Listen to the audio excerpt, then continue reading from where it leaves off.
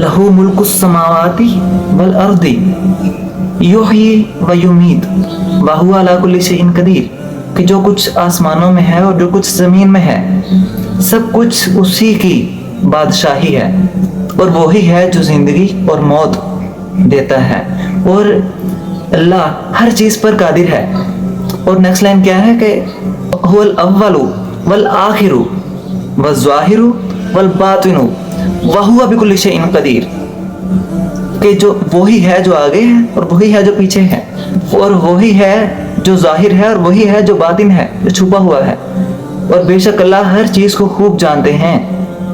हुवल्लज़ी खलक़स समावाति वल अर्दा फी सित्तति अय्यामिन, कि अल्लाह ने आसमानों और जमीन को 6 अय्याम के इक़दार में पैदा फरमाया। सुम्मा इस्तवा इलल अर्श, फिर तख्त कायम हुआ, अर्श कायम हुआ।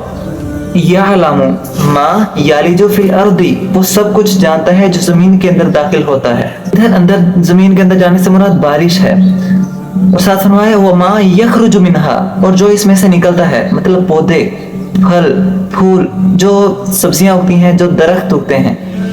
वो मा यखरुजु मिनहा मा यंजिलु मिनस समाई वो मा यहरुजु मिनहा, कि जो चीजें आसमान से उतरती हैं और जो आसमान पर चढ़ती हैं।